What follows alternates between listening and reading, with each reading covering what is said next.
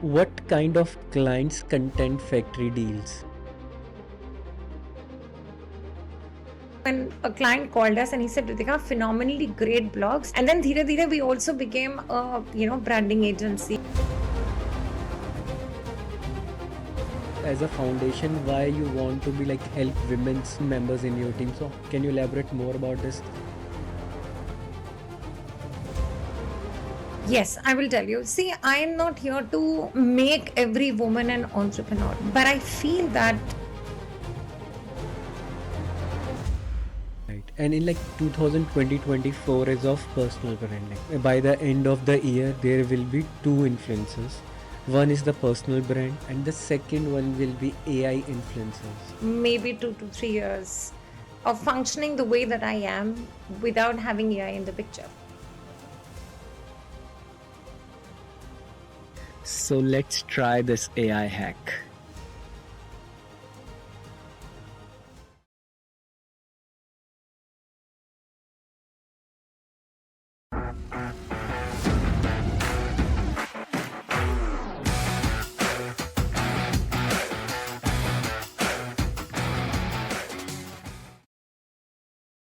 Welcome to new episodes of Growth Secrets with Mastermind Implementation with AI Hacks with Nipun Syal, AI Automation Marketing Specialist and founder of 3 companies. So today we have with us on our show Miss Ritika Singh, founder and CEO of Content Factory. So that is K for content. What we're gonna learn and implement today is first, when things get tough, how you can come up out of it. Branding of CEOs, how CEO will portray their branding. Third, women empowerment.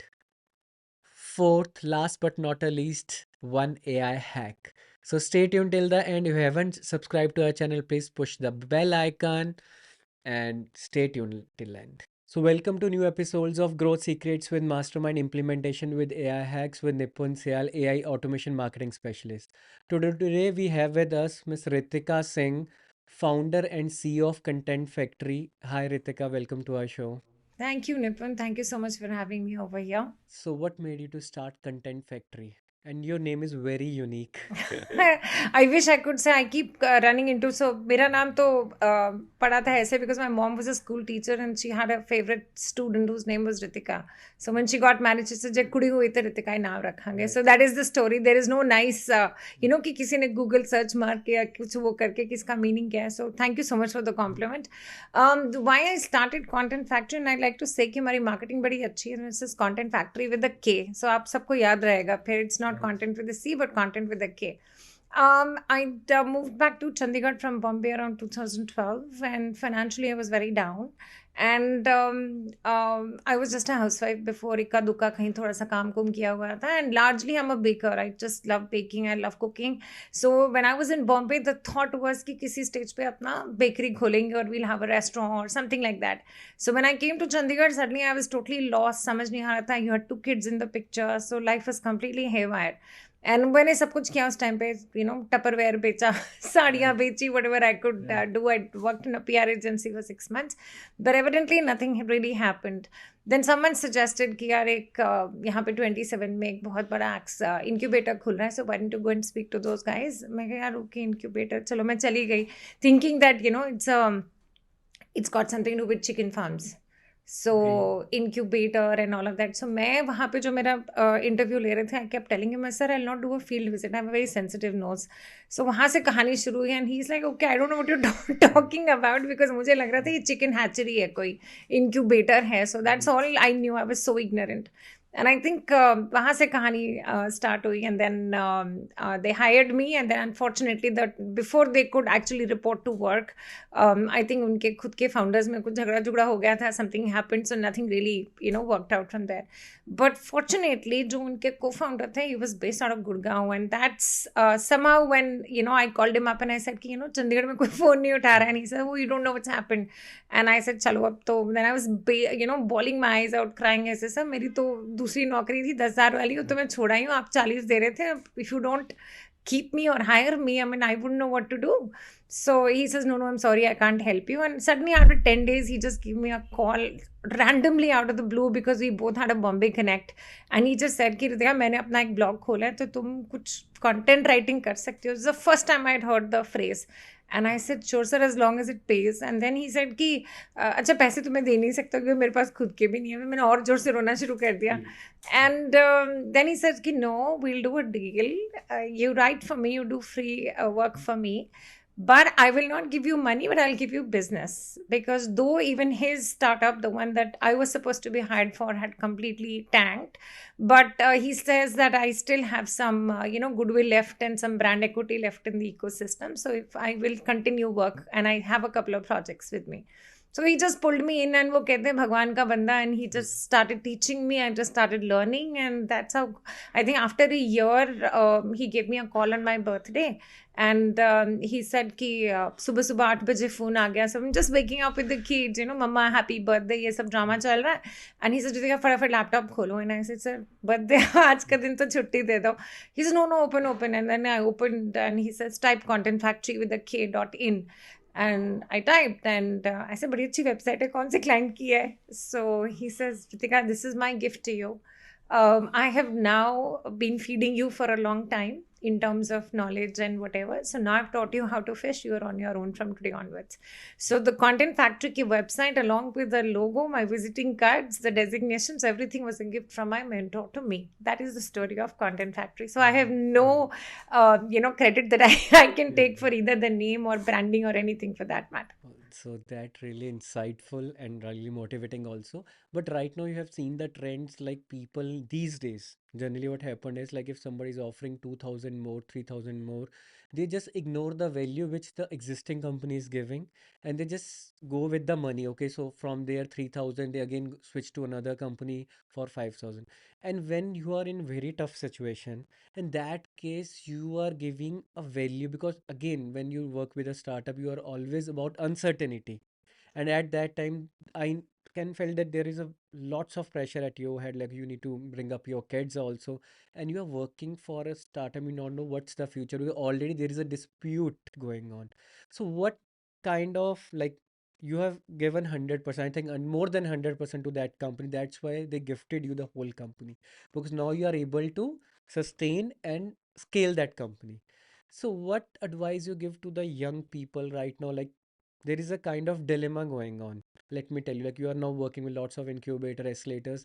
So experienced people sometimes switch to a startup for money and they are not like at that time sure that this startup will grow or not as soon as they lost the funding, because again they are burning it like this.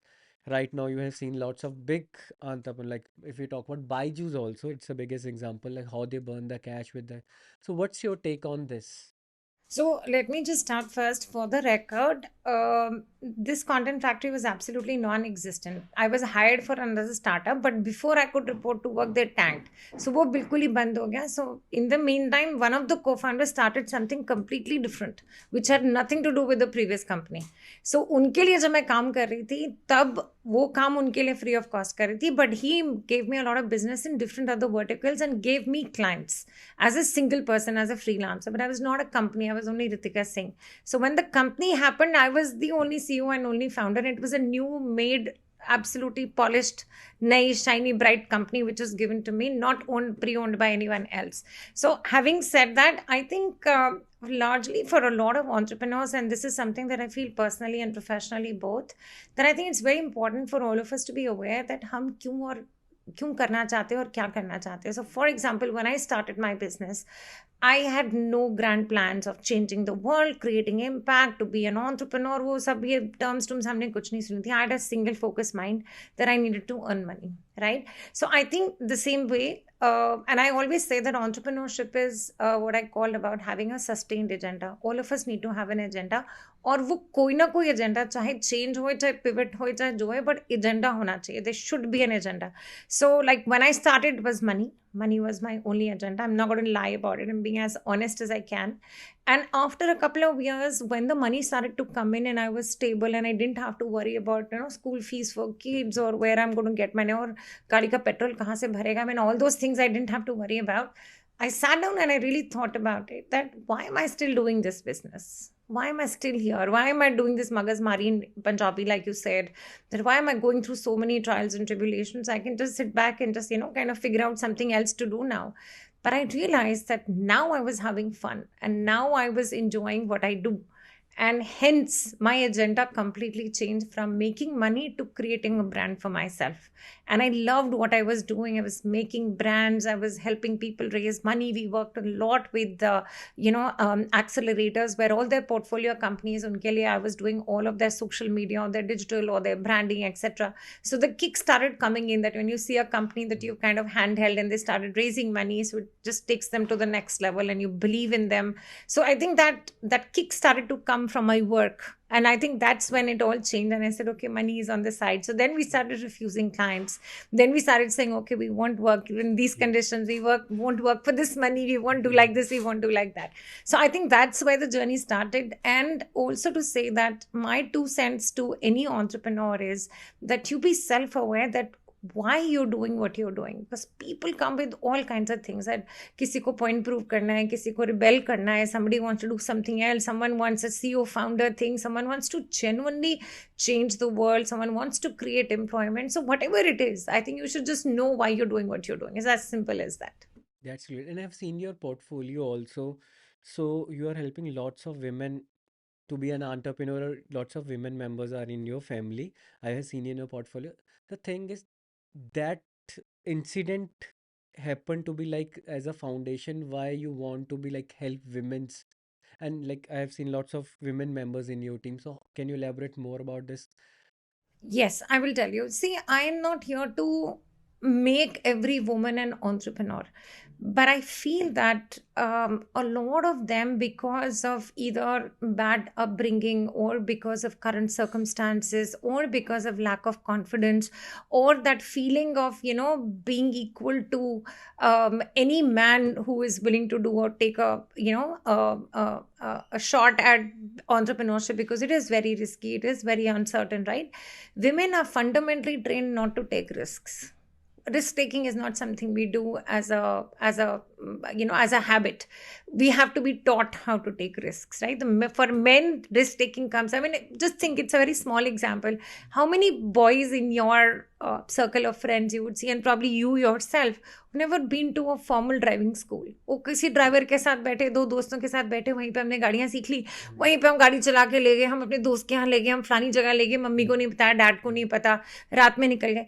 This is something you will hardly associate with women. Women will go the structured way. They will say, okay, no, I need to go to a driving school. I will never take out a car that I don't know how to drive, or any vehicle for that matter, right? So I think my pain point comes from there, that if there are women who are wanting to do something in life but don't have a direction, is one where I come into the picture. And two, scaling business, I do something because it's part of my job professionally, but otherwise to help them set up, because for women, doing business is not about circumstances which are professional. It is 90% personal. Support system from home, your upbringing, what the in-laws are thinking, how spouse is supporting, not supporting, what their thought processes are, what value systems are. I remember my family, when I wanted to work, everybody was hell-bent, इसको school की नौकरी दे दो, teacher बना दो. And I said, guys, अगर मैं teacher बन गई, 40 के 40 बच्चे इकट्ठे फेल हो जाएंगे. I am not a teacher. I cannot teach to save my life, right? I have a different skill set.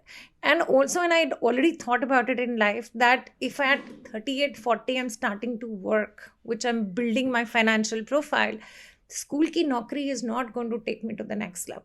Right. So it had to be something which is going to make me money faster. It's a very beautiful job, and a lot of respect to teachers. I'm not saying that. उन्हीं की वजह से हमारे बच्चे पढ़ते हैं. They actually take care of the future of the nation. But having said that, my circumstances were very different. So the point I'm just trying to make is that if there are women out there who are wanting to do something but don't have a direction or don't have that confidence in themselves, is somewhere where I would like to pitch in and say, guys, just go ahead and do it. It's going to be fine. risk taking ability thodi si. I myself am not a huge risk taker, but I'm also training myself. And when I'm spending so much of time working in communities or in organization which are 100% male driven, I just realize how the men think, right? Like, I bought a car recently, and उसके जब scratches पड़े, I was like literally crying like a baby. Then first 1 month में जो scratch पड़ता है. Okay. And then I realized when I was sitting we were driving to Ludhiana, we were 4 people in a car, and there were 3 other men, and I was the 4th girl. And all these 3 men had bought recently, everybody had bought cars. Okay, हम सब ने coincidentally चारों ने गाड़ियाँ अभी अभी खरीदी थी. And these guys were like so cool. हाँ यार, वो पहले तो दिल पे लगते यार, बट चलो अब उड़ गया दरवाजा, तो उड़ गया, मैंने कहा दरवाजा उड़ गया मतलब. And these guys were so chilled, and I realized कि it's okay, it's fine, it's a car. I mean, scratches पड़ेंगे, accidents होएंगे, मतलब दाग धब्बे पड़ेंगे, it's perfectly fine. So I think we just have to train ourselves to think like that. And I think it's a beautiful way of emulating all the right kind of things that we can take from men who are fundamentally born with a certain risk-taking ability, which we are not. Yeah. And that's remind me of one of the quote is like people are meant to be loved and things are meant to be used. But the chaos right now going on is that we are loving the things and people are being used. So that's the challenge. Like in my case, what happened is like sometimes I want to take a calculated risk. Let me tell you, like 2 years back when that Corona that strike ended up, like after it all over in 2021. So my adjoining colleague tell me that okay, there is a showroom empty over here. We can open a cafe over there. And I was the one who was calculating like 3 days, 4 days. No, this how we. I don't have any experience in and I hate. And me and my wife both hate cooking. And the irony part is, the adjoining partners also hate cooking. Oh dear Lord, मतलब किसी को भी पसंद नहीं है. Right. And my wife was on the very next day. We are doing that. So yeah, we are doing that, and in 20 days we opened the cafe.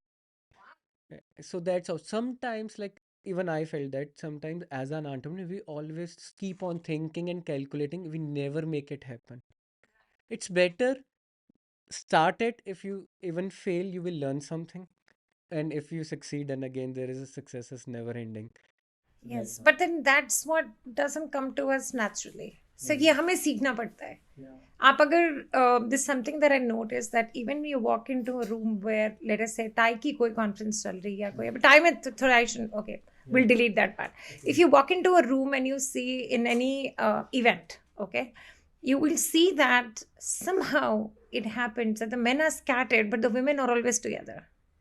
आपने कभी देखा होगा, you walk into an event, you will always see a woman corner, like 5-7 of them sitting together, where somehow the magnetic thing happens and they all just feel safe in each other's company. So this is what I want to change. I want to tell them just go out and be there. हमें अपना वो क्या कहते हैं, we don't even know how to promote ourselves. We're always conscious, we're always shy.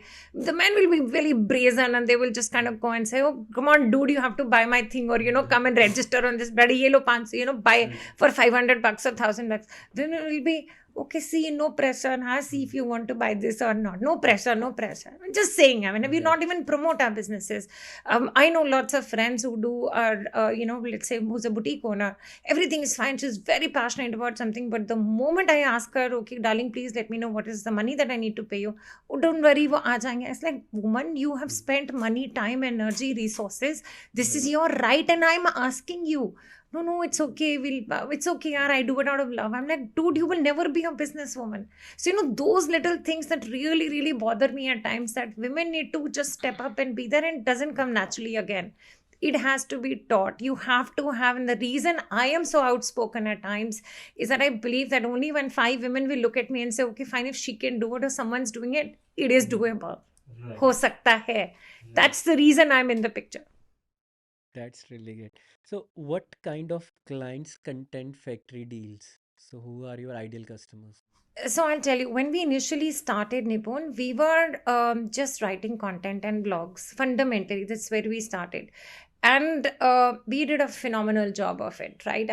Initially we was a I was a single man army, and then we hired one person, two people, three people. In the first 2 3 years, we were a good team of about four odd people, and we were just doing content, blogging essentially. In the first second year, we realized that we were getting a lot of work for content writing, but after some time, it was not sustaining. Like 3 months, 4 months, 5 months, we would have clients like NASCOM. We were writing for ET, Times of India. We were writing for all of these phenomenal brands, but then there was nothing else happening after that. So we weren't able to figure out that how do we sustain a client. And that's when we realized, when a client called us and he said, Ritika, phenomenally great blogs, 10 blogs a month हमारा deliverable था उनका. And once we did that, he says, but now I don't know what to do with it. I said, you have social media. Why don't you just put it on social media? I don't have the time. I said, fine, give it to me. I'll figure it out. Now, I just barely knew how to operate my own Facebook account. So I hired a person, with social media who understood how it's worked. They were, employed because of that. And once that happened, we started doing digital marketing. And then you upskill yourself, you hire smarter, better people who know exactly how it's done, you learn from them.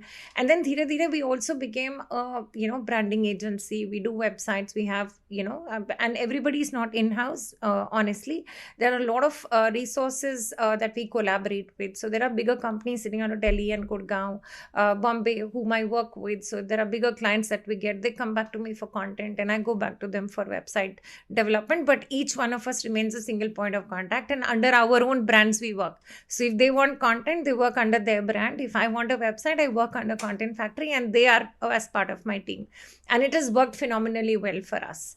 So having said that, I think so for me, at the end of the day, an ideal client, this is also one of It's the, like overseas or in India, I you will mean? tell you. So initially, when we were pitching to clients, essentially we were saying, let us say we were pitching for SEO services, right? Now, our logic in our head was, you have a website, you will need SEO, right? So technically, any business in the world which had a website would require SEO, so hence they become a client.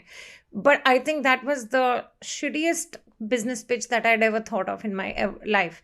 And we realized why it wasn't working, because then we realized it was also that there were certain kinds of businesses which needed SEO more than the others. There were all kinds of businesses under the sun, but then also they had to have the willingness to pay. So when we started putting two and two together, we realized that largely a lot of our clients were coming from overseas. Now, it so happened that because my mentor was a part of the entire startup ecosystem, so I had made some great connects, some super networking had happened. I had volunteered with one or two organizations, and then the word of mouth spread, that the kind of work that we do, and all overseas clients started to come in. And then I realized that they value a lot of the work that we do, one. And two, typically in North India, it was very difficult for me to establish my authority being a woman. That doesn't happen in a Gurgaon or a Delhi or a Bombay or outside the country, to definitely no. But it was very difficult here to establish. So I, as a part of my strategy, refused to pick up any work in Chandigarh or in the north, so to say. So it kind of worked for us because, one, we were also a work from home business. So there was no time wasted in going and meeting people or doing client calls, because essentially, if you're wasting 3 hours, the actual conversation about what needs to be done is barely 15 minutes, 20 minutes. Nipun, you'll agree with me there, right? The rest is commuting. Now chai is happening. Now random, conversations are happening. So I realized this is not going to work out for me. So, we've been a work from home business for the last 12 years since the time we set up, right? And we continue to be one today. And we realized that this is going to work for us. And it did, because then we were happily servicing all clients outside of India with no expectation whatsoever of client meetings or anything. And work was getting done. So even when COVID happened, we were the people who were the least affected by it. And I don't mean it in a wrong way. I know lots of businesses tanked and went belly up. So my heart goes out there. But we were one of the very few ones who got more business, because suddenly everybody realized that digital is the way to be. So that's how this whole story, panned out for us. Yeah, that's really great. Even like in our case, like when we used to do the local projects, again, the learning part is very good in India, because in India, client will ask you lots of questions. Then why this, and especially like I feel petty for SEO people. I don't know do SEO, but I always feel like on the third day client will expect something like, okay, why you are not we are not on first page. And if somebody paid ads, like we run paid ads and we are on the top, and still that guy is paying that much and he's still on the fourth position, because on the first three are the ad ones. And normally people don't know that there is a ad word over there, that is the ads from where we excite. Then in that case, like when we do the foreign projects here, the problem is when we do, and again chit chat stuff and all, and we they know our office, okay, we are coming to our office. And foreign people respect time. Here, the liberty of living in India is, yeah, we can roam here and there. Still, like after this podcast, some my of non a friend call me up, I can go and meet him and then roam here and there. But the foreign will have some time-based constraints. Okay, so if it is 9 a.m., then it should be 9 a.m. Even working with foreign, I learn that stuff as like one of the client is of Switzerland. So he told me, I told him that there is a festival over here, and so then he told me that, yeah, you guys are very good in India. You have lots of events, lots of festivals. Here, Switzerland is all about tourism and not the that much party culture, because they just close the shops at 5. Right, Yeah. absolutely, So, absolutely. and that I feel very excited, and yeah, it's very good to live in India. And what if we are getting projects from outside and getting paid in dollars, and we are living a It's a very liberty good life? life. It's a Yeah. very good life. So that's True. how. Okay. So how's your morning routine looks like? So I am unfortunately or fortunately for a lot of my friends and my colleagues professionally, I am a 4 a.m., 5 a.m. kind of person. I am Okay. at my brightest best, at my most intellectually savvy time is early in the morning. And Mm. as the evening starts to go, mera battery down hona. So dhira dhira you could see that, okay, fine, I'm disinterested in the world around me in general. So I'm a morning person. So the one thing that I really like in the morning is I hate rushed mornings where I'm constantly rushing, school, this, that. I think I wake up an hour and a half before I have to wake up my kids. Now there is only one left, the other one's already flown the nest. So before I wake her up, at least an hour and a half, I am up and above before her, because just when the house is very quiet, it's still dark and there is no activity. We're a huge joint family. And I like to just have my tea in peace or my coffee, whatever it is that I please. I'm a moody person, so I don't know what I will have on one day and what I will not have the next day. And I just want to start my day at a note where I am not rushed. I think that sets the tone for the rest of the day for me. So my morning routine usually has just, and I'll probably the kind of person who have, if I'm up at 3:30 in the morning, I will start mailing, I will start messaging colleagues, I'll tell them this is pending, that is pending. And of course, they can respond at 10 a.m., 11 a.m., whenever the world wakes up. And so that's my early morning routine. That's all. And I don't do any meditation. I can't do to save my life. I am a person who just likes to have a peaceful chai in the morning. So I could be doing anything at that point of time. So it really doesn't matter after a point. Okay, so there is a coincidence between us, like generally 3 a.m., 4 a.m. is the time when we go to sleep. Like in my case, and you are waking up. So that's a coincidence. Yeah, we are going out to sleep. Generally 4, 5. It's like, and whenever some clients come and tell the Nipun we are doing a meeting at 7 a.m., then I never sleep because it's a phobia in me. Because once I sleep, now I will generally wake. Yeah. So in that case, it will like this. The second is you are like a strict mom who just turn on the light at 6 a.m. So everybody needs to wake up.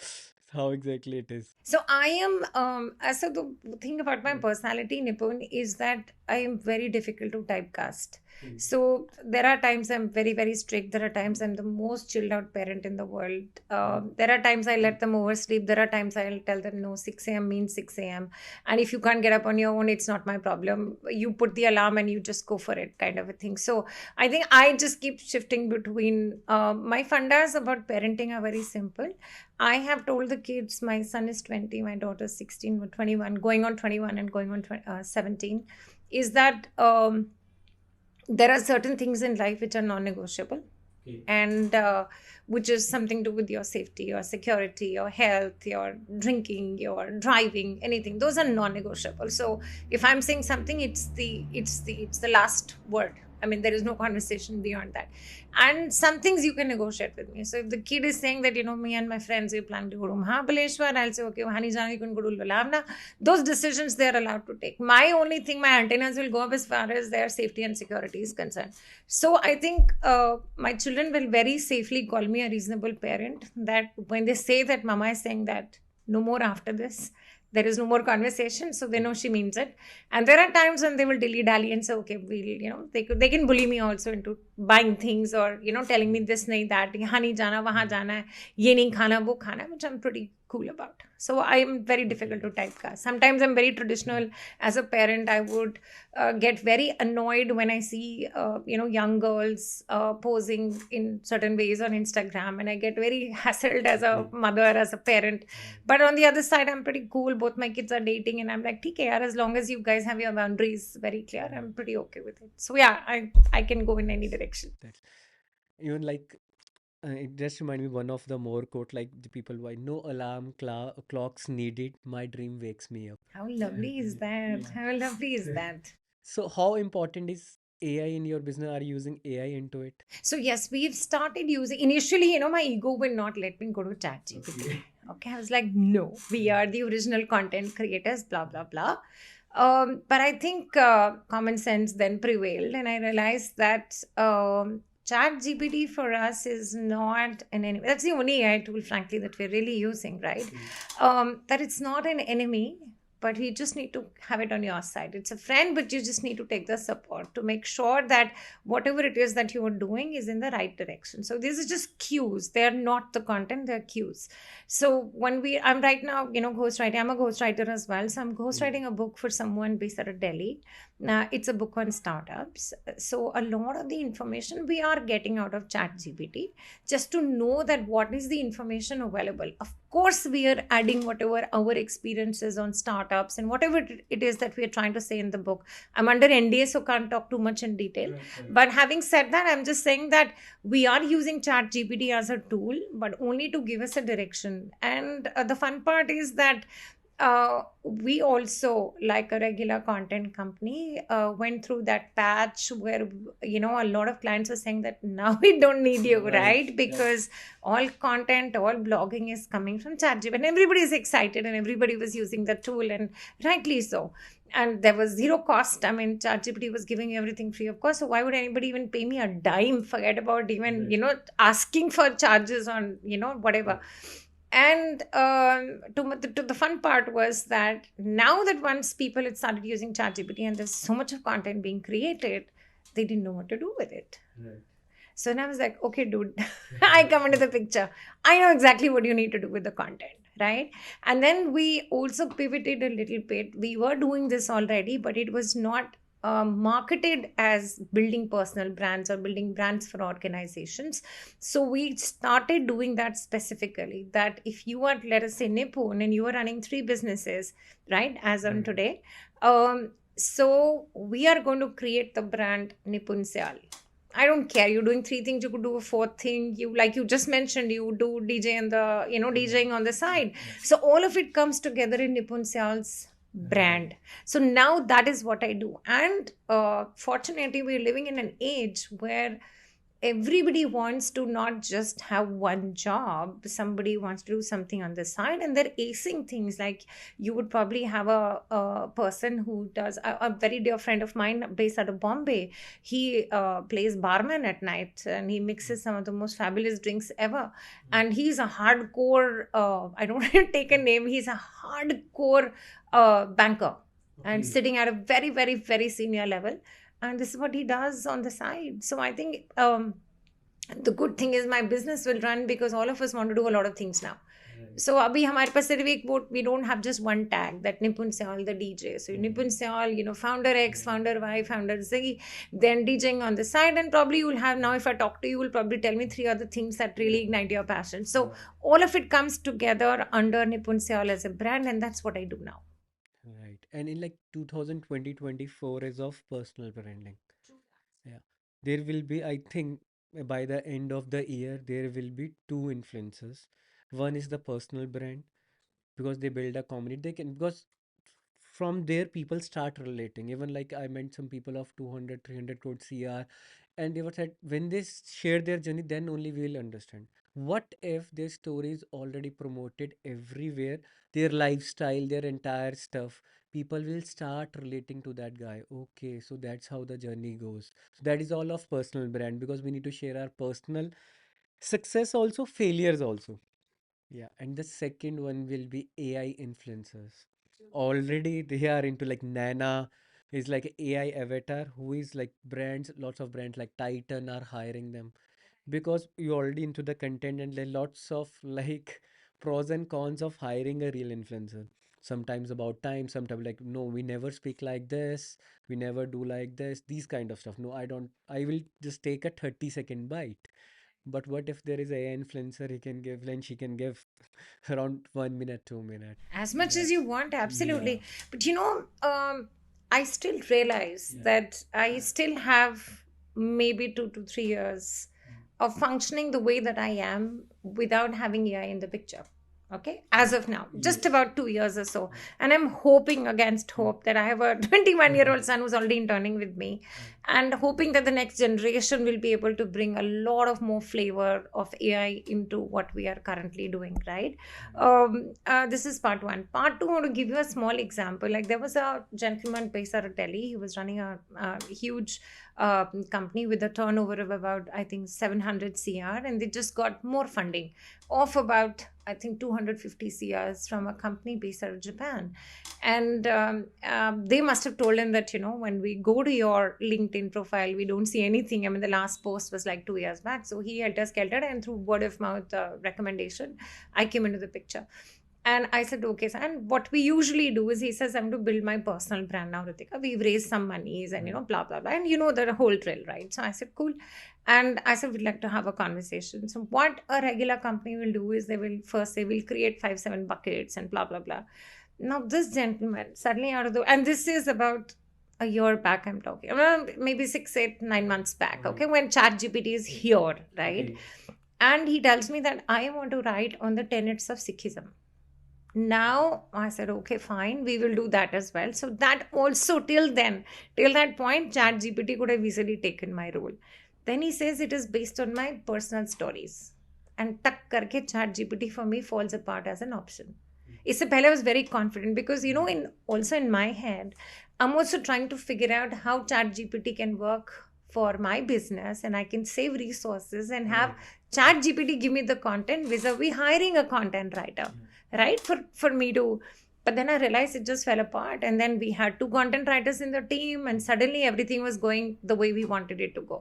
So I think the use case scenarios in terms of how to create content and what to do with it, I think वो हमारे limit होते जाएंगे. I am pretty familiar and prepared for that.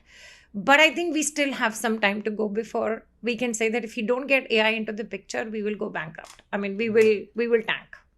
Right. Generally, what happened is like you're having an experience of like more than a decade. So people who is into the content writing can easily understand by reading it that it is relatable to the audience or not. So if it is AI generated, sometime AI use these terms like the slang which is not representing me. Right. I put it like this. Okay, Nipun Syal put like this without any prompt or just like a normal basic one. So he will give some words that are again not understandable by me only. Right. So I never use that much accent. I know my English. I'm from model school. So how big I can grow. And even if something is not relatable me, how I can expect that if I'm putting it on my personal brand will relate someone? Because when if I'm reading your article, so there is one thing in my mind that is Ritika Singh is telling this. So I'm reading, and when I'm reading, and it's entirely different stuff. So that's how not personal branding will grow. It will not grow. And I'll give you a small example. We are a group of friends, right? 8, 10 of us. And suddenly one of them, and she's always been the very shy one, or always, like when there are birthday wishes also, it's a small way of figuring out, right? So she'll be the just one to say happy birthday, God bless. And then cake and, candle and flana dimkana will happen. And suddenly in the last 2, 3 months, I noticed that this girl had been writing her longest answers, that God bless you, and we've done so blah blah blah blah. People like you are very rare. I'm like, what happened to her? दो चार बार हुआ था मैं समझ नहीं आया. But much later I said, dude, she's speaking this up from Chat GPT. But you see how much because we know her so well. So I know this is Chat GPT. It is not her, right? But for a person whom you don't know, and if she was dealing with someone for the first time, that person may or may not get impressed. Unless and until everybody uses Chat GPT, you will never know this is Chat GPT content. Right. Otherwise, there is one more option. You can train the bot like this so that they can speak like you. They can be in your terms. That is called training a bot. That will cover might be in some of the podcast as a AI tool. So when you train like to speak like, talk like Ritika Singh, Yeah. then So, I'm again extremely blessed. One of my best friends is one of the top uh, 10 AI experts in the world. okay. And they are building a whole ecosystem on AI and connecting different verticals and things which are completely unheard. In fact, I had a conversation with them yesterday in the morning, day before yesterday. And like, dude, is that for real? Are you guys really cracking this? And he says, yeah, we're doing it. The codes are written and we're just selling it now. It's open source now. And I was like, this is not humanly possible. He says, no, neither was ChatGPT, right? I mean, if I told you something like this, you'd say, what crazy shit is this, you know? Yeah. So, luckily again that I am, blessed to have the company of such people who are the creators of AI. Like those guys are like, and he doesn't even call it AI. He says, I don't know what this AI thing is, Ritika. Just call it a neural network. We're the old school guys, Right. those who've kind of been doing this for years and years together, Exactly. even before you and I heard of the word AI. So there's a lot of learning from there, and there's so much that I keep understanding from them, even to apply to my own business. Abhi to excitement is only just to see what is it that you guys are building. Yeah. How I will probably end up using it in Content Factory, I really don't know as of today. Right. Hopefully, inshallah, keeping my fingers crossed, someday we'll figure it out and adapt and adopt it. Both of the things. Right. I was attending one event of Sam Altman. That was a purchase driven. I keep on purchasing the courses, and where it was a live conversation with them. Like, so he was a speaker, and we can ask and put up a question. So randomly in our crowd, like on the call, somebody put up a question, whom you hired most. Then he tell that I will hire right now not a 10 or 15 year of experience person. I will hire a 19 or 20-year guy because he or she grows in a AI era. And the people who is having experience of 15 to 20 years, the era was very entirely different. So that's how, like what you talk about your son might be a guy who come to you and okay, we are doing this, so I am eliminating this and I am scaling this like that. So that's how, like, because the journey of him is starting it from the AI era. Just Yeah, like because when they you don't talk know a about the, life without AI. yeah, So they'll probably figure it out faster and right, do their applications faster. See, for our generation, because we are not original AI yeah, people, right? right, We are just saying we're running a business, and here is a tool called AI, and we are trying to connect the dots. right, Everybody in the world is trying to do that. The younger generation will be able to connect these dots faster. It's the right, same challenge, like the way we guys adapted to Facebook was faster than our exactly, parents did. right. You know what I'm trying to say? So connecting the dots is the problem. So once you're able to do that, I think you're home. So I think in our case, that's why I'm saying that even before we started the interview, I said, hopefully the next generation will take over. If not my son, maybe someone else, maybe my daughter, Right. somebody I don't know, who will probably then be able to connect the dots for the, for the business and say, okay, fine, now this is how we go from here. What role networking played in growing your business? So again, luckily for me, Nipun, I'm a Fauji brat. I'm a hardcore Fauji brat, right? So outgoing, extrovert personality, loves people, loves interaction. Confidence is not a problem. You make me sit in any setup with any age group, any gender, and I'm pretty much sorted. I mean, I'm not the person who will say, "Oh, मैं bore हो गया, मुझे समझ नहीं आ रहा," or there'll be a quiet stance between two people, right? I'm pretty okay as far as that is concerned. So and being a woman, it was a huge advantage, because when there were not very many women in the ecosystem who were willing to stand up and speak and talk about their journeys, right, wrong, that doesn't matter, failure, successes doesn't matter. Someone who is willing to put themselves out there. So I happen to crack that, and naturally so, without effort. So again, I was totally blessed because of the 4G background that I had. So, you know, situations which are absolutely new, which I've not experienced before, I'm pretty much okay with it. Pretty much okay in it. So, networking is essentially that you should have the confidence to one, pitch your business, and before that, you should have the confidence to go and approach a person. So as a mandate for myself, because again, being a 4G brat, I am not blatantly going to be selling my business. So I will go talk, chat with someone, ask them about what they do. Generally, even as human beings, I just love interacting with people. And maybe somewhere down the line, if somebody happens to need a content factory, and that's how we'll come in. That's it. It's very simple. Right. So if our viewers want to connect you regarding content, so which is the best platform where they can connect with you? I think the best thing to do is write me an email. I rarely miss an email. WhatsApp, LinkedIn, I will somehow, I probably will check it 2 days, 3 days, 4 days, 5 days. But you write me an email. Email is just something that I check almost every day, which is Ritika at Content Factory with a K.in.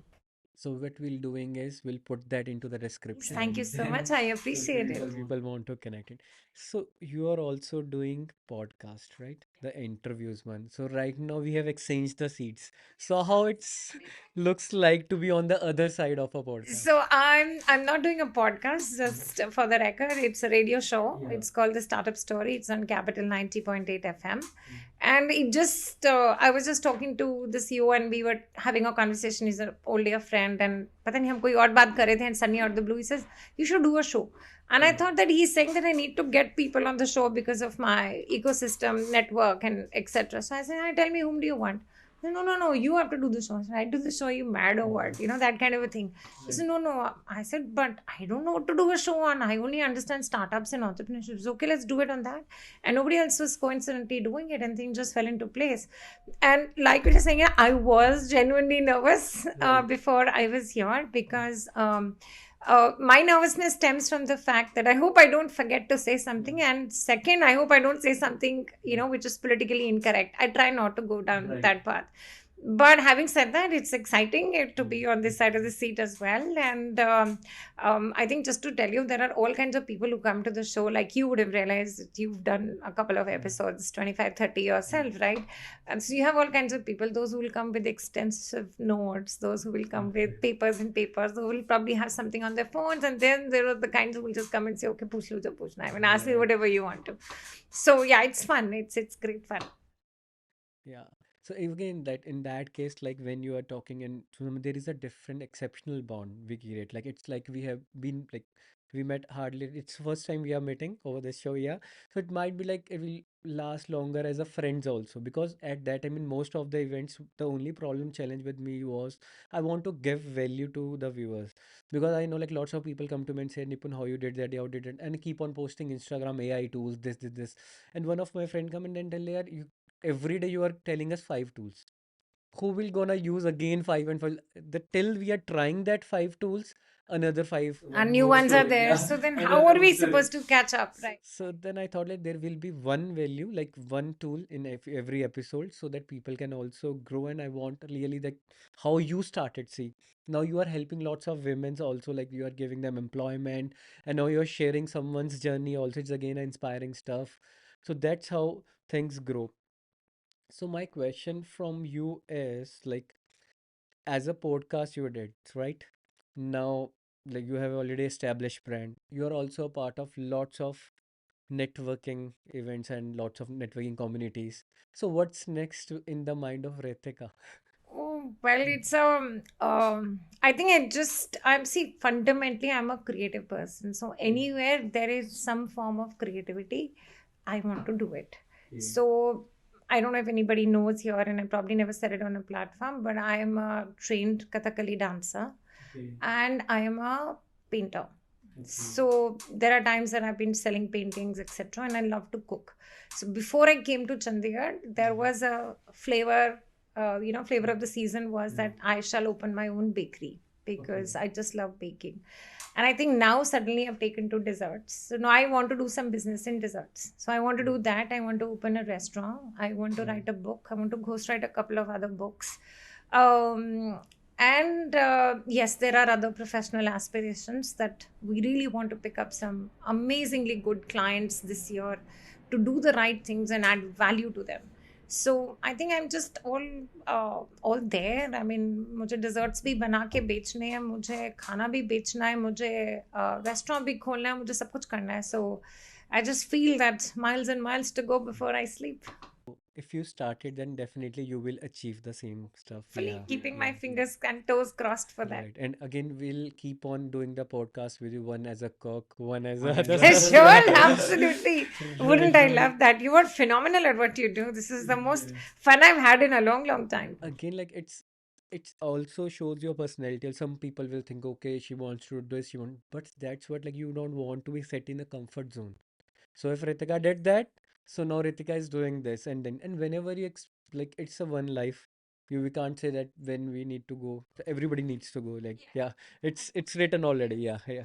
So that's a bitter truth. But still, if you are trying and you are thinking of trying, you are way ahead.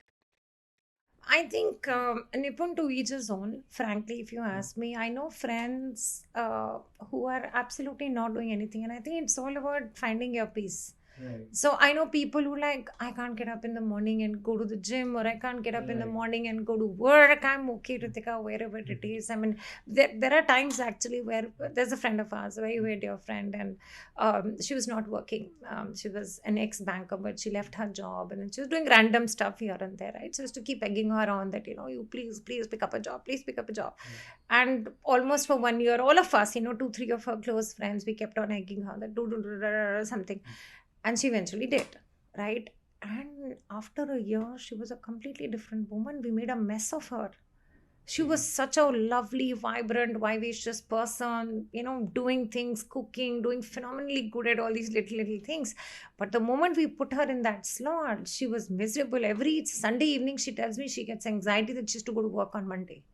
So, we just made a mess of her. And I feel sometimes so bad that, whatever works for me may not work for you. And the maturity and the intelligence comes from the fact for you to know that what will work for someone else and what will not. This is part one. Part two is, even if I am taking in lots of inputs from everybody around me, Ritika, do A, do B, do C, do D, I need to be extremely self-aware to know what of A, B, C, D will work for me and what will not. We just sometimes get so bedazzled or under pressure to perform. Somebody is looking for validation, somebody wants something. So I think wherever you find your peace, like my mom's 74, she's a widow. I lost my father in an air crash in 1990, so she's been a widow for almost 33 years. And now, of course, because of age, her mobility is affected, etc., etc. And I tell her, I said, just do what makes you happy. If you want to sit and watch TV the entire day, please do it. If you feel like going to the Gurdwara and doing part every day, please do it. Agar if you feel you're happy playing cards, please do it. If you want to go watch a movie, please do it.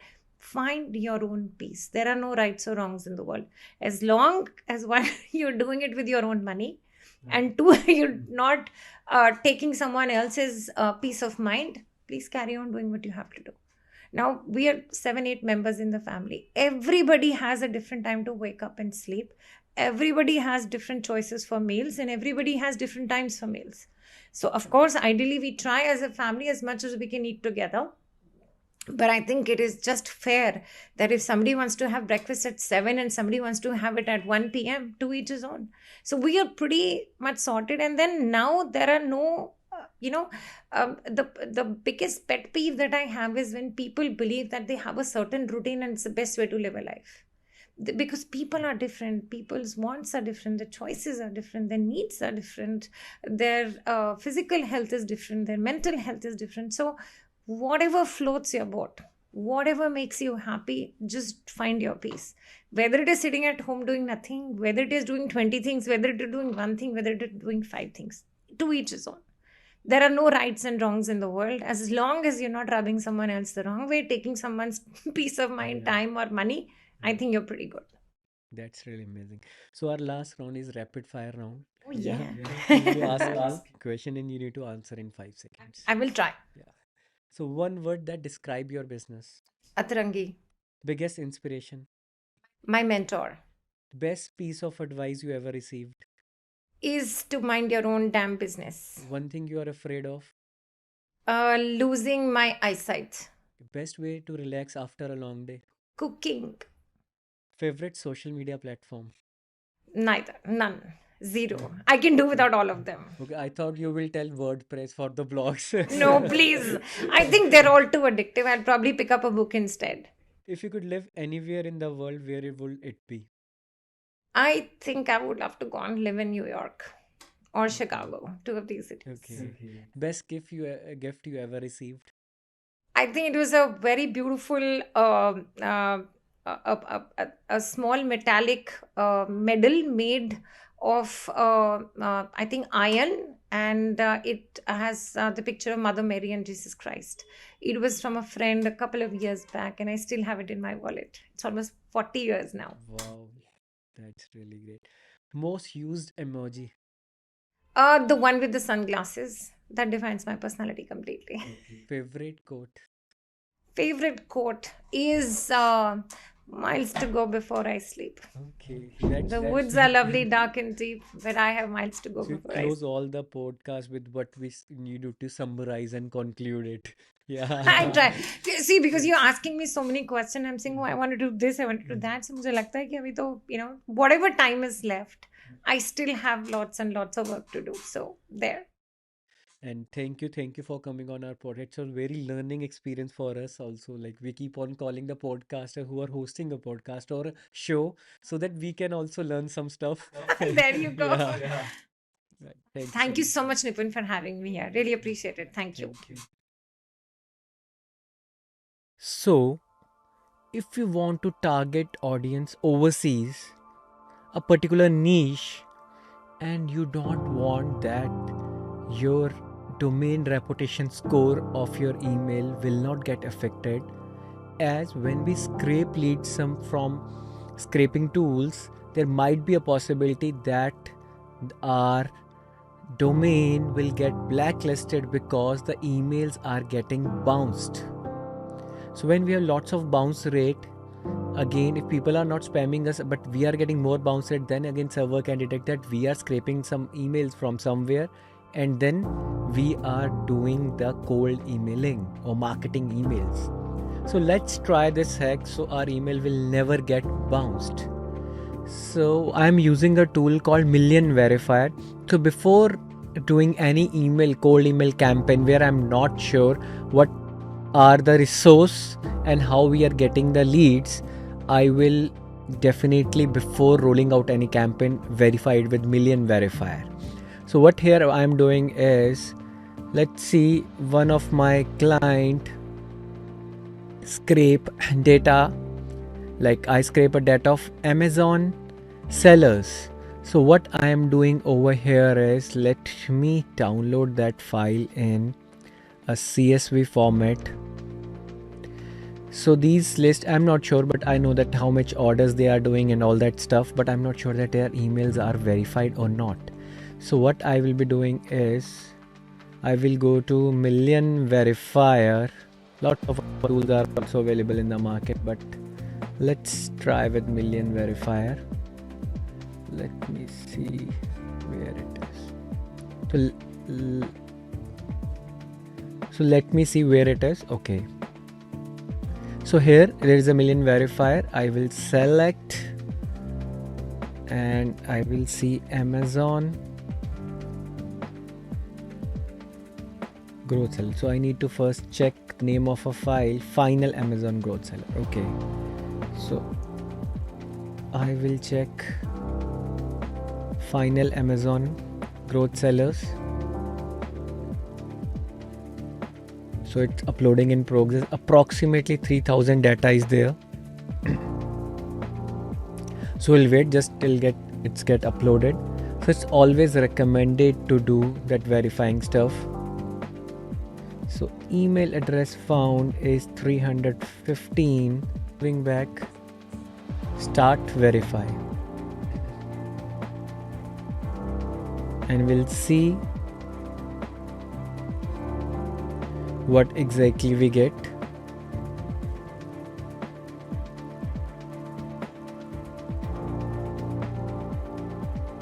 So here is the results.